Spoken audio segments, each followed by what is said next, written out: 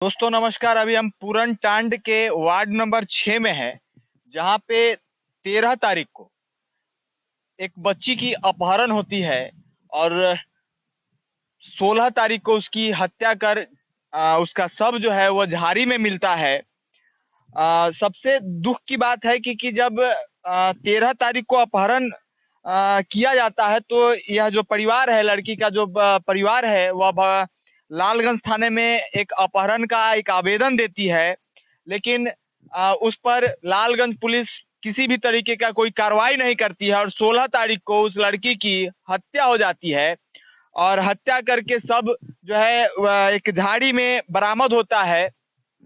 और सबसे उससे भी बड़ी दुखद बात है कि ये लोग जो है उसमें एफआईआर करते हैं और एफआईआर में नामजद करते हैं 2 लोगों को। और अभी तक प्रशासन उस युवक को, उस लड़के को पकड़ नहीं पा रही है, नहीं पाती है। सबसे पहले हम जानकारी लेंगे और जानेंगे उनके परिवार से कि आखिर वह घटना क्या था और वह क्यों घटित हुआ था। इस तरीके का घटना अभी हमारे सामने लड़की के पिता है। हम आपका नाम जानेंगे, क्या नाम है आपका? सुगाड़त पासवान। क्या हुआ था 13 तारीख को जो आपने अपहरण का जो केस दर्ज कराया था लालगंज थाने में? आखिर ऐसा क्या हुआ था कि मतलब अपहरण का केस आपको करना पड़ा? जैसे कि 12 तारीख को 12-1 बजे रात में हमारे लड़की और लड़का को पास फोन किया। हमारे बड़का लड़का को मोबाइल था, काम उम करके आया, हरासमेंट रहता है, वो सो गया चार्ज में मोबाइल लगाकर। वो लड़की उसी मोबाइल से उस लड़का को पास शायद फोन किया। फोन करने के बाद उसका गार्जियन आया, जिसमें छोटन पासवान उनका नाम है। जो बगल का है, हम लोग तो जानबे पहचानबे करते हैं उनके। कहाँ का है छोटन पासवान? प्रतापटाट प्रतापटाट पंचायत का है। वो उनको पत्नी भी साथ में आए, उनके साथ में एक लेडीज और थे, मतलब कि 2 लेडीज और 2 जेंट्स आए, 2 मोटरसाइकिल से। तो जवाहर पासवान हमारे भाई लगते हैं, पटीदार हैं। उनको फर्स्ट पे पहले जगाए वो लोग कि जवाहिर जी से उठिए। वो लोग हड़बड़ा के उठे कि क्या बात है, कौन है? तो बोले कि देखिए ऐसा ऐसा बात है कि सौगाड़त के लड़की वो बार बार फोन कर रही है हमारे पास से, हमारे पत्नी या तो फांसी लगा लेगी या जहर खा लेगी। तो वहां से वो लोग अपना आए यहाँ तक। मेरा बेटा सोया हुआ था बड़ा, अरविंद कुमार, उसको जगाया। तो ये उठा, कहा कि देखो से ये तुम्हारा नंबर है? ये मेरा बेटा बोले कि हाँ ये तो मेरा ही नंबर है। तो इस नंबर से फोन वो बच्ची कर रही है तुम्हारे बहन से, देखो उसको समझा लो, या तो अच्छा बात नहीं होगा से हमारे पत्नी जहर खाने जा रही है या फंसरी लगा लेगी। तो मेरा बेटा कहा कि ठीक है से, मम्मी यहाँ नहीं है, रक्षाबंधन को शुभ अवसर पर गई है ननिहाल से, वो आएगी सवेरे तो उसको हम कहेंगे इस बात को, अपना वो अपने बच्ची को समझाएगी बुझाएगी, अपना कि कर लेगी। इसी को जो है कि रात को जो है कि रात भर घर पे थी वो। उसके बाद में 5 या 4 बजे के सुबह में शौचालय के तरफ जो लेडीज लोग गई भी थी आगे, और वो निकल गई। हम बथान थे, बथान में ही सोते हैं कि अब बेटी पुतो है, लड़का बच्चा हो ही गया तो हम यहाँ घर पर क्या माल जाल रहता है वहाँ। तो ये लोग निकल गए जो है कि बच्ची लोग देखा शौचालय जो था, तो कहा कि अगर इधर कोई छुप छुप के बैठता है झाड़ी में तो आगे ही देखा जाते हुए कि बच्ची जा रही है। लेकिन कोई टोक टाक नहीं किया कि अब शौचालय जा रही तो कुछ अलग अलग बैठती है, कुछ आगे बढ़ जाता है कोई। लेकिन उसी बेर से वो बच्ची लापता है, लापता हो गई। लापता है। तो हमको बथान में खबर मिला, हमारे बहन लोग आई थी राखी बांधने तो यहीं पर थी।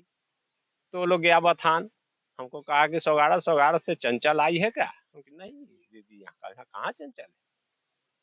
तो कहा कि नहीं से वो तो सुबह से अभी पता नहीं है, कहाँ घर में नहीं है, से निकल गया सुबह। कि अब कहाँ गई से, तो देखो पता लगाओ। हम लोग भी बहुत गए इधर उधर, पूछे, नहीं पता चला। जा जिधर गई थी तो उधर झाड़ी उड़ी में बहुत खोजे ढूंढे कि कहीं होए तो लाए, लेकिन कहीं पता नहीं चला। नहीं मिली लड़की आपकी, नहीं मिली। नहीं नहीं। उसके बाद आप क्या किए? तो उसके बाद जो है कि सुबह आए उधर से, वार्ड नंबर 6 का हम लोग का वार्ड है, नरेश पासवान। उनको कहें कि नरेश ऐसे ऐसे चंचल घर से भाग गई या फरार है, गुम हो गई, नहीं पता है कि कहाँ गई।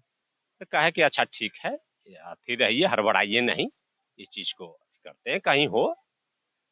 तो कहा कि जब छान उन लिए उसके बाद जो है कि कहीं नहीं मिली। तो उसके बाद कहा कि लोग कहें कि देखो ऐसा करो तो एफआईआर कर दो। फिर कि ठीक है। तो बड़का लड़का और वार्ड नरेश पासवान साथे गए थाने पर, एफआईआर दर्ज करा के चले आए। ये जब आपने एफआईआर कराया उसके बाद पुलिस आपके एफआईआर पे संज्ञान ली, खोजबीन की? नहीं, 13 को जब एफआईआर हुआ तो न 13 को आए प्रशासन, न 14 को आए, न 15 को आए। 16 को सुबह 7 या 7:30 बजे के करीब में वो आए प्रशासन। जब हत्या हो गई तब आए? अब हत्या, हाँ, इसके बीच में तो कोई अति है नहीं। 3 दिन बीत गया, ताले हम लोग तलाश में जे कहीं हो तो अपना ढूंढ लेंगे, चाहे चला आएगी। इसके बीच में प्रशासन नहीं आए। 16 तारीख को सुबह 7 या 7:30 बजे में आए प्रशासन। हमसे पूछताछ की, हम बताए जो सच्चाई था। सच्चाई था वो बताए कि इस तरह से बच्ची गायब है, लापता है। और गार्जियन जो है उनको भी नाम 2 आदमी को हमने कहा कि ऐसे ऐसे आके हमको धमकी दिए, चाहे समझाए चाहे जो भी किए, उनको हम नाम बताए कि इस तरह से उस बेर से बच्ची 13 तारीख को गायब है। आपको क्या आशंका क्या है, शंका में कैसे उसकी हत्या हुई? वो हत्या अब कैसे हुई नहीं हुई वो तो बच्चा जो गार्जियन आया तो उसी हम कहे कि जब इतना जब धमकी दिए आए तो उसी को बच्चा भगा के ले गया होगा, उसी को हत्या किया होगा। दूसरे हम किसी को कैसे नहीं जान रहे, तो आया तो हमको धमकी देने या समझाने कि तुम्हारे बच्ची जो है कि वहाँ फोन कर रही बार बार, मेरा पत्नी जहर खा लेगी चाहे हत्या कर लेगी। तो वो तो अगर लड़का फोन नंबर दिया होगा, पहले से संपर्क रहा होगा, तब तो वो लड़की फोन की। देखा मतलब कि लड़का अभी तक आरोपित जो आपने आरोप जिन पे लगाया है उसकी गिरफ्तारी हुई है कि नहीं? नहीं, अभी कोई सूचना नहीं है, वो लोग घर से फरार है। और अभी तक 16 तारीख के बाद, हत्या के बाद अभी तक आपके यहाँ पुलिस आई है कि नहीं उसके बाद? नहीं, हत्या हुआ है ना, उसके 2 रोज के बाद या 1 रोज के बाद उतना ही नहीं है। डीएसपी साहब ये लोग आए 2-3 गाड़ी से पूरे प्रशासन को साथ, घर में हमको भी जो है कि अति किए, जो कागज वगैरह लड़की के जो मिला वो अपना एसपी साहब लेके गए। वहाँ तक जो लाश बरामद हुआ है तो हमारे साथ ले गए, और अन्य आदमी लोग गए पीछे पीठ पर है, ये कहने हैं कैसे रास्ता है, चल के आगे आगे बताइए। हमने बताया जी इस तरह से ऐसे ऐसे है रास्ता, ये इसी झाड़ में लटकाया हुआ था, बच्ची मेरा बरामद हुआ। इसमें जो है कि 10-20 हजार आदमी का वहाँ तो ऐसी हंगामा। हाँ, अच्छा, कितनी बेटी थी आपकी? बस सिंगल एक बेटी है, बस 3 लड़का को, सबसे छोटा एक बेटी। एक ही बेटी है। जहाँ सरकार नारा दे रही है बेटी बचाओ बेटी पढ़ाओ, आप पढ़ा भी रहे थे बेटी अपने लड़की को, और इस तरीके का हत्या हो जाता है, आप सरकार से क्या मांग करें? क्या मांग करे, मेरा न्याय चाहिए। जो हत्या हुआ है, जो अपराधी है उसको सजा मिलना चाहिए। जो फिर किसी की दूसरे बच्ची पर वो ऐसा लड़का जो सोचता भी होगा वो ना सोचे जो हम इस तरह, जो ऐसा उसको सजा मिले। आपको क्या लगता है कि आपको न्याय मिलेगा?